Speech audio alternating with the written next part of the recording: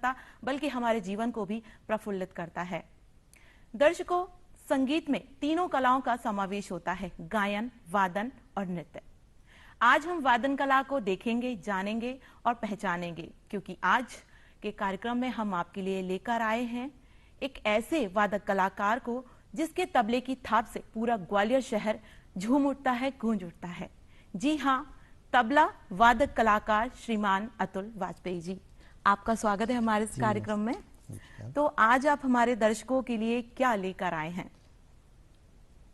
मैं तबले में 3 ताल के अंदर प्रस्तुति के लिए यहाँ पर उपस्थित हूँ, और जो कि 3 ताल आदि ताल से भी जाना जाता है, जिसे 16 मात्रा में बोला जाता है, और यह 4 विभागों में बांटी जाती है। और जिसका पहला मुखड़े के अंदर कायदे लगते हैं और फिर रेले के साथ इसका चलन होता है। जी बिल्कुल।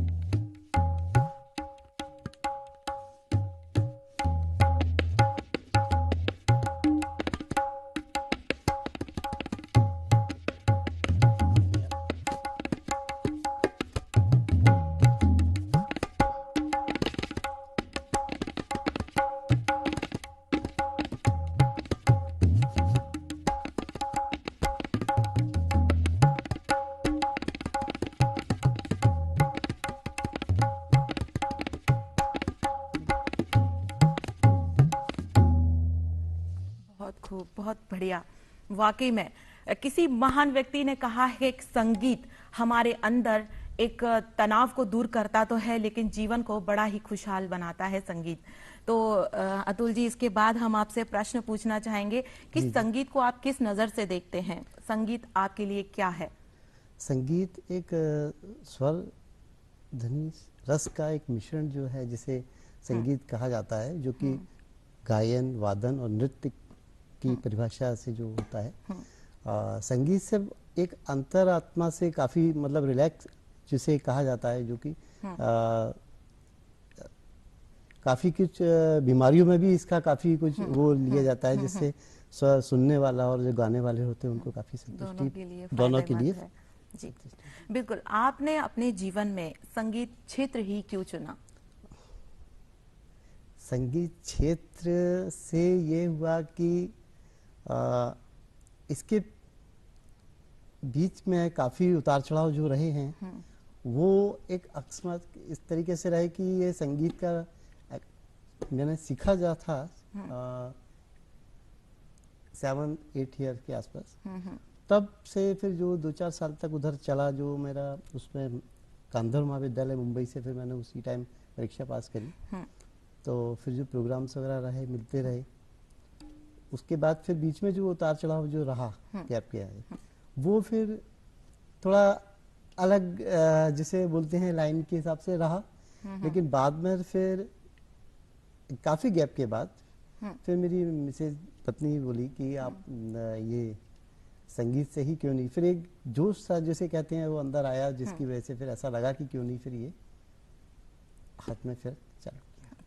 बिल्कुल, बहुत अच्छा जवाब दिया अतुल जी आपने कि इस क्षेत्र में मैं जानना चाहूंगी कि आपके माता पिता के बारे में, क्या आपके माता पिता की रुचि भी संगीत में थी?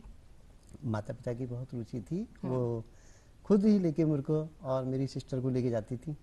तो मैं वहाँ तबला सीखता था श्री गुरु माधव मुनेकर, स्वर्गीय मुनेकर जी से, और मेरी सिस्टर गायन में थी। तो बाकी फिर ये आगे चलता रहा ऐसे। तो वहाँ कई गुरुओं से मेरा जो है सामर्थ्य हुआ और जिनके उसमें मैंने वहाँ तबला सीखा। जी, जैसे कि आपने बताया आपके पिताजी भी संगीत में रुचि रखते थे। हाँ जी। और इसके बाद मैं आपसे जानना चाहूंगी कि आपकी फैमिली में कौन कौन है? मेरी फैमिली में अभी तो मिसेस और 2 बच्चे हैं। बाकी माता पिता मेरा उनका स्वर्गवास हो गया। माता का भी 70 में हुआ, फादर का 96 में। तो आपकी जो पीढ़ी है, तो आप भी उनको संगीत की ओर ले जाना चाहेंगे? ले जाने से अगर देखा जाए तो ऐसा तो नहीं है कि इनका बच्चों का इंटरेस्ट जिसमें था वैसे वो कायदे से उसी में ही गए हैं। जैसे मेरी बेटी कथक में है तो वो दिल्ली कथक घराने से कर रही है, और बेटा क्रिकेट में है तो उसका रुचि एकदम अलग है, तो उसका अलग रहा है। बहुत सुंदर अतुल जी। अतुल जी, हम आपकी पेशकश एक और देखना चाहेंगे, सुनना चाहेंगे, लेकिन इसके बाद हम आपसे शिक्षा की बात करेंगे। लेकिन इससे पहले आप हमारे दर्शकगण इंतजार कर रहे हैं आपकी प्रस्तुति के लिए।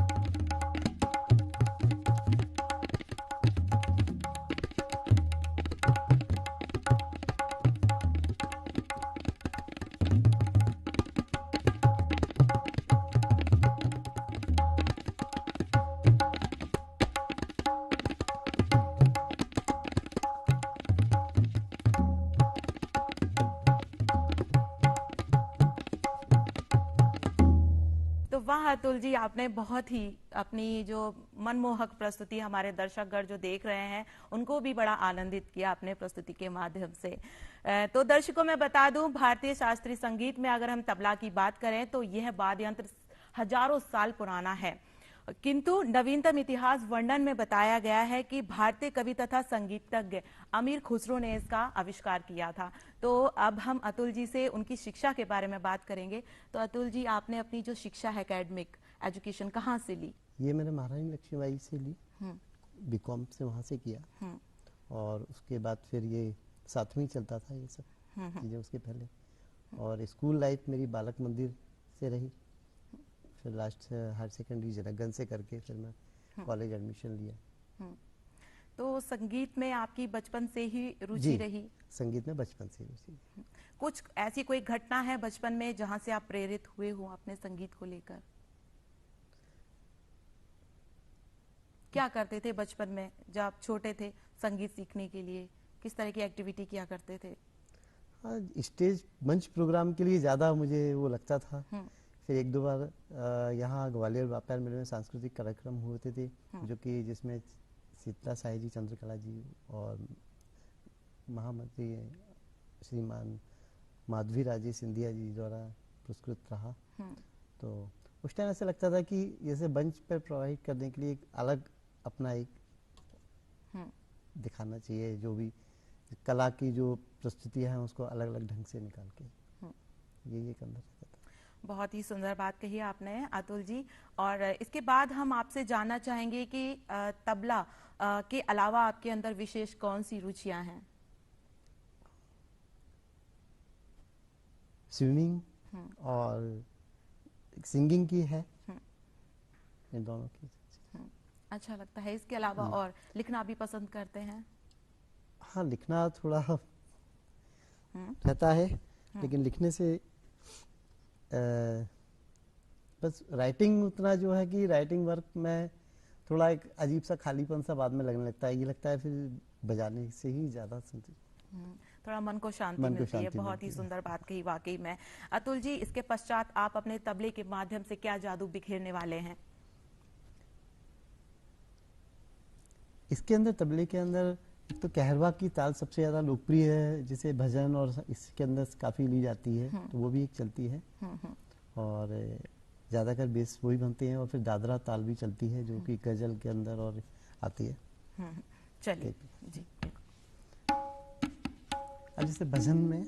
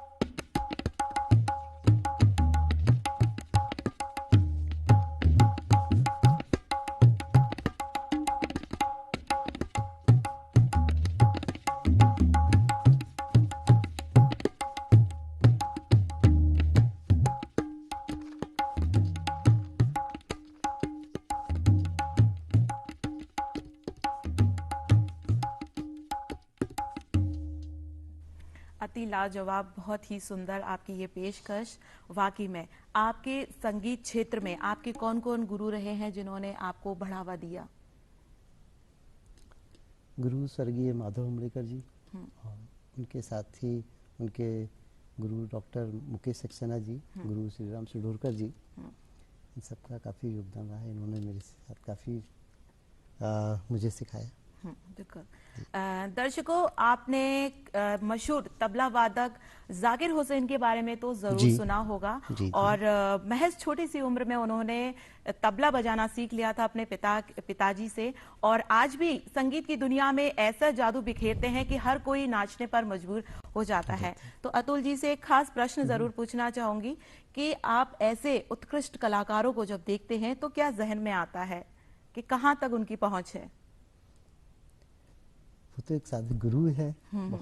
तो उनको देख के, उनका तबले देख के तो वाकई अंदर से जो भावनाएं जो निकलती हैं उसको तो सराहनीय ढंग से दिया था। लगता है कि इस तरीके से ही अच्छा बनना चाहिए, आगे presentations बढ़ना होना चाहिए। Yeah. बिल्कुल, बहुत कुछ सिखा देते हैं अपने जी, जी। जीवन से वो। तो अतुल जी, संगीत को लेकर आपके जीवन में बहुत से उतार चढ़ाव आए। मैंने सुना है कि आपके अंदर इतनी मतलब सीखने की इतनी ललक थी कि आप घर का कोई भी सामान हो तो आप उसे बजाने लगते थे। जी आपकी पत्नी ने आपको किस तरह प्रोत्साहन दिया? हाँ, मैं जरूर विस्तार से जानना चाहूंगी। बिल्कुल। वो ज़्यादातर एफएम सुनती थी, तो मैं म्यूजिक से थोड़ा था ही रिलेशन मेरा कुछ ज़्यादा ही। जो सीखता भी था तो उस बीच में पहले तो सुनने में भी अच्छा लगता था, तो मैं सुनता था। तो हाथ अचानक किसी गाने पे गजल जो भी आ रही होती तो उसके ऊपर मेरे चलने लगते थे। तो एक मिक्सी वहाँ थी, मिक्सर ग्राइंडर, तो मैं वो ज़्यादातर उसको यूज़ में लेता था बजाने के लिए। तब उन्होंने एकदम देखते देखते कहा कि मैं अकेले में बजा रहा हूँ, तो बोले कि जब तक मेरा तबला बीच में काफ़ी रह गया था, छूट गया था, तो बोले आप तबला इसको लेके आइए। तो फिर उसका तब सेकंड डे फिर मेरे को लगा कि हाँ लेके आना चाहिए, तब मैं फिर ऐसी।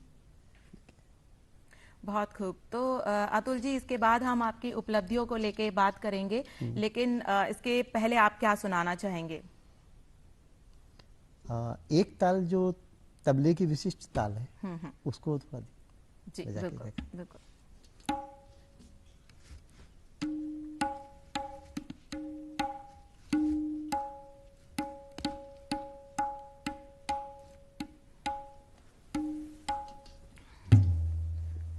ये 14 मात्रा की ताल होती है।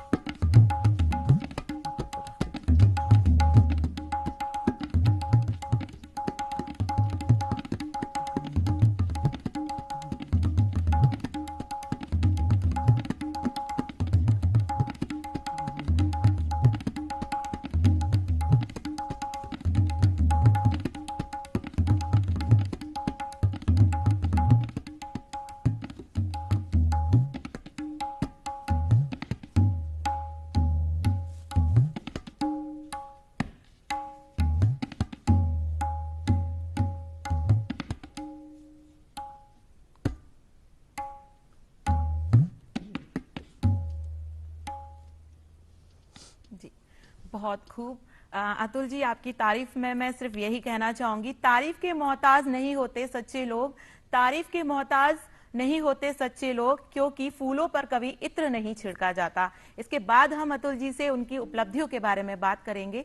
तो अतुल जी, आप हमें सबसे पहले ये बताएं, कोरोना काल में आपको लखनऊ मंच और गीतांजलि पर ऑनलाइन आपने प्रस्तुतियां दी, इसके लिए आपको सम्मान भी मिला, तो जी। क्या कहना चाहेंगे इसके बारे में? उस समय जो कोविड चल रहा था, तो जब काफ़ी उसमें प्रोग्राम्स की नहीं हो रहा था, तो फिर बाद में फिर मंच से, जो लखनऊ मंच से फ़ोन आया कि आपका हम ऐसे में भी अगर प्रोग्राम ऑनलाइन करके प्रस्तुति देंगे तो आप तो मैंने कहा बिल्कुल श्योर, क्यों नहीं। तो फिर उस हिसाब से फिर वहाँ उन्होंने कहा इसके बारे में लोग जो घर में बैठे हैं या जो भी हैं तो उनको थोड़ा संगीत से कुछ राहत आउटपुट मिले और आउटपुट मिले, प्रोत्साहन प्रोत्साहन मिले। जी ये जी। तो इसके बाद आपने कई बार ग्वालियर व्यापार मेले में भी व्यापार प्रस्तुतियां दी। फिर तो यहाँ हाँ, ग्वालियर गीतांजलि मंच का भी था, तो उनका भी फिर बाद में मेरे पास ये लखनऊ के बाद आया कि आपसे यहाँ के लिए भी प्रस्तुति एक होनी चाहिए। तो किस तरह से आपने तैयारी की और किस तरह से अपने आप को तैयार किया? तैयार की अगर कहा जाए तो उसमें ये था कि ये लगा शुरू में कि अगर संगीत से ही अगर ये सारी चीजें अगर होती हैं तो क्यों ना फिर ये आगे की तरफ इसको लेके जाया जाए और इस माध्यम से जिससे स्वर तालिका बनेगी। तो ऐसे कोई यादगार परफॉर्मेंस है जो आप इंस्पायर हुए हो अपनी लाइफ में अभी तक? ऐसी कोई याद है या कभी स्टेज पर गए हो तो कभी या आप इंस्पायर हुए हो या आपको निराशा हाथ लगी हो, ऐसा कभी कुछ हुआ आपके साथ? एक बार जब लास्ट 86 के आसपास मेरा एक प्रोग्राम था मेले के अंदर ही, तो वहाँ एक 10 मात्रा का मुझे बजाना था, जो कि मेरा थोड़ा इंटरेस्ट 16 मात्रा के लिए था। तो सर जो मेरे गुरु थे रविंद्र मंडल जी उस टाइम, तो वो बोले कि नहीं 10 मात्रा में ही ठीक है, 10 मात्रा ही बजानी है। तो फिर मैंने उस टाइम वो 10 मात्रा लेके बजाया। मेरे समक्ष एक और था सजन, तो उसका नाम मुझे अभी याद नहीं आ रहा है, तो उन्होंने उस टाइम 3 ताल में प्रस्तुति दी। अब चूंकि हुआ 10 ताल और 3 ताल के अंदर काफी थोड़ा उसका फर्क है, क्योंकि ज्यादातर 10 मात्रा बहुत कम यूज करी जाती है। और तो उस बीच में मुझे वो वहाँ 10 ताल जो पेश करी मैंने, तो वहाँ मुझे सेकंड मिला, जबकि मुझे उम्मीद थी अपनी फर्स्ट का। तो मुझे थोड़ा उस टाइम ये लगा कि अगर मैं 3 ताल पे जाता तो वो ज्यादा ठीक रहता, या 10 मात्रा पे आया तो इसलिए क्योंकि उसमें 10 मात्रा में समय था कम। बहुत कभी कभी तो ऐसा वो थोड़ा होता सा है उस टाइम लगा कि ये यहाँ थोड़ा पार्टिसिपेट हुआ है, क्या हुआ जो भी, खैर तो वहाँ थोड़ा फील हुआ। जब भी हम किसी परफॉर्मेंस देते हैं तो कभी ना कभी तो हम इससे कुछ सीखते ही हैं और आगे बढ़ने की कोशिश करते हैं। तो इसके बाद मैं पूछना चाहूंगी, हिंदी साहित्य कला सदन में आपको कई बार सम्मान मिला, इसके लिए इसके बारे में मैं जरूर जानना चाहूंगी। हिंदी कला से चंद्रकला साहे जी का काफी योगदान रहता था उस टाइम मेले में, और फिर श्रीमती माधवी राजे जी भी उपस्थित रहती थी, तो उनके उसमें भी काफी उन्होंने 3 बार मुझे फर्स्ट दिया वहाँ पर। और ये तो अतुल जी, दर्शकगण काफी देर से इंतजार कर रहे हैं कि एक पेशकश और जरूर सुनना चाहेंगे आपके माध्यम से। अच्छा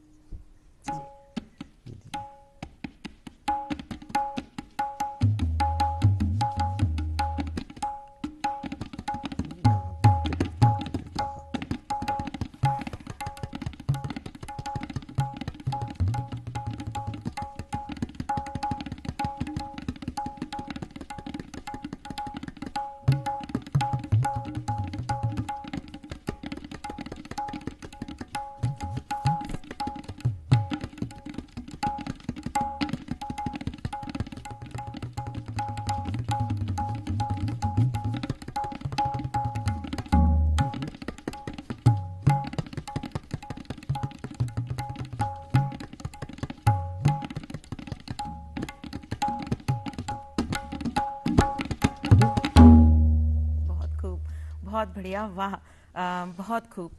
दर्शकों, कहते हैं जीवन का रहस्य केवल आनंद नहीं बल्कि जीवन के अनुभव, हम अपने जीवन से अनुभव सीख सकते हैं।